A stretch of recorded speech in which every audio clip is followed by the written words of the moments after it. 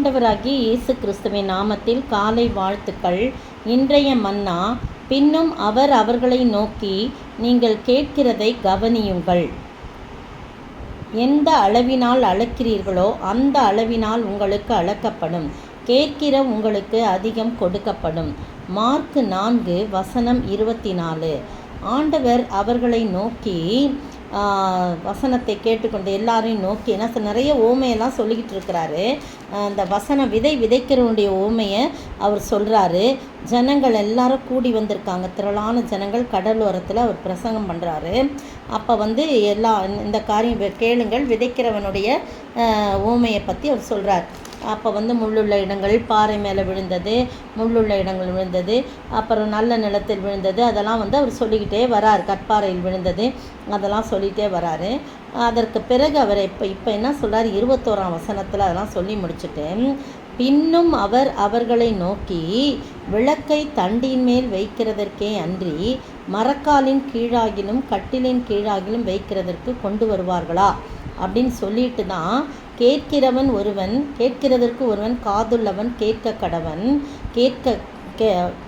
காதுள்ளவனாய் இருந்தால் கேட்க கடவன் என்றார். 23ஆம் வசனம்.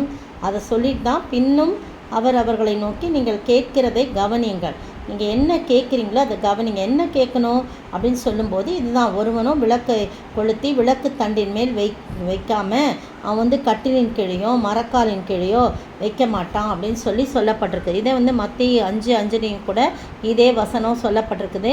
ஒருவனும் விளக்கை கொளுத்தி என்ன பண்ண மாட்டான், இதை மாதிரிலாம் வைக்க மாட்டான் அப்படின்னு சொல்லிட்டு சொல்லப்பட்டிருக்கு. விளக்கை கொளுத்தி மரக்காலால் மூடி வைக்காமல் விளக்கு தண்டின் மேல் வைப்பார்கள், அப்பொழுது அது வீட்டில் உள்ள யாவருக்கும் வெளிச்சம் கொடுக்கும் அப்படின்னு சொல்லிட்டு இந்த வசனம் சொல்லப்பட்டிருக்கு. அதே லூக்கா 8ஆம் அதிகாரத்துலையும் சொல்லப்பட்டிருக்கு. 8:16 பார்த்தீங்கன்னா அதுலேயும் இதே காரியம்தான் சொல்லப்பட்டிருக்கு.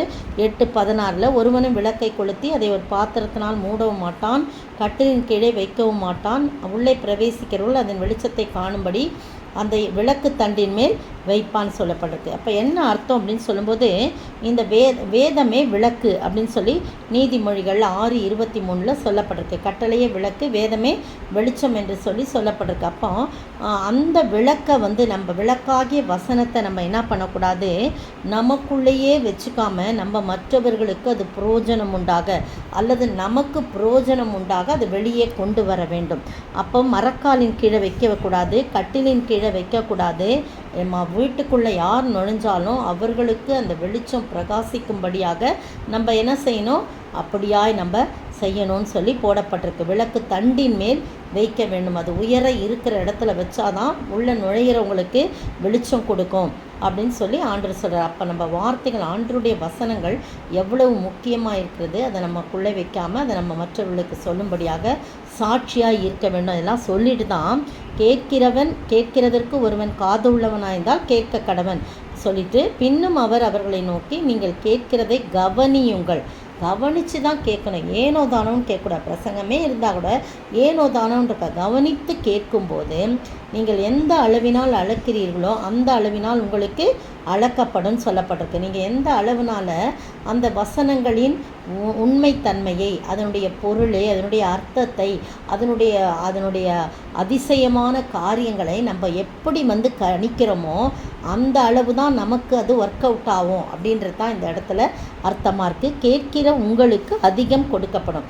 யார் யார் அதை உண்மையாய் கேட்கிறாங்களோ அவங்களுக்கு அதிகமாய் கொடுக்கப்படும். இன்னுமாய் வசனங்கள், பிரசங்கங்கள், நல்ல தியானங்கள், அதை குறித்த விளக்கங்கள், அதை குறித்ததான மறைப்பொருள் எல்லாம் வெளிப்படுத்துறது. அது பாருங்கள், அந்த வசனம் சொல்லுது, 22ஆம் வசனம், வெளியரங்கமாகாத அந்தரங்கமும் இல்லை, வெளிக்கு வராத மறைப்பொருள். அப்போ நல்லா மறைப்பொருளான காரியங்கள்லாம் நமக்கு அதிகமாய் கொடுத்து நம்மை ஆசீர்வதிப்பாராம். எனவே பிரியமானவர்களே, நீங்களும் நானும் வார்த்தையை கேட்கிறதற்கு கவனம் உள்ளவர்களாக இருந்து அந்த வார்த்தையை மற்றவர்களுக்கும் நமக்கும் பிரயோஜனம் உண்டாக பயன்படுத்தும் போது இன்னுமாய் நாம் அதிகமாய் ஆசீர்வதிக்கப்படுவோம். அந்த ஆண்டவரை நோக்கி பார்ப்போமா? உலகத்தின் வெளிச்சம் நீ, எழுந்து ஒளி வீசு, மலை மேல் உள்ள பட்டணம், மலை மேல் உள்ள பட்டணம், நீ மறைவாயிருக்காதே, கலங்காதே கலங்காதே, கர்த்தர் உன்னை கைவிட மாட்டா. கலங்காதே கலங்காதே. ஸ்தோத்திரிக்கிற ஆண்டவரே, துதிக்கிற ராஜா தகப்பனே, நாங்கள் உடைய வசனத்தை கவனிக்க வேண்டும் என்று சொல்லியிருக்கிறேன். கவனித்து பார்த்த ஆண்டவரே கர்த்தாவே, அந்த விளக்காகி அந்த வார்த்தையை, வேதத்தை ஆண்டவரே எங்களுக்குள்ளே நாங்கள் வைத்து கொள்ளாதபடி அதை மற்றவர்களுக்கு நாங்கள் பகிர்ந்து கொடுக்கவும் ஆண்டவரே, அந்த வார்த்தையின் மேன்மையை ஆண்டவரே நாங்களும் உணர்ந்து கொள்ளவும் நீங்கள் தான் உதவி செய்ய வேண்டுமாய் ஜெபிக்கிறோம். இயேசுவின் நாமத்தில் ஜெபிக்கிறேன் பிதாவே, ஆமீன்.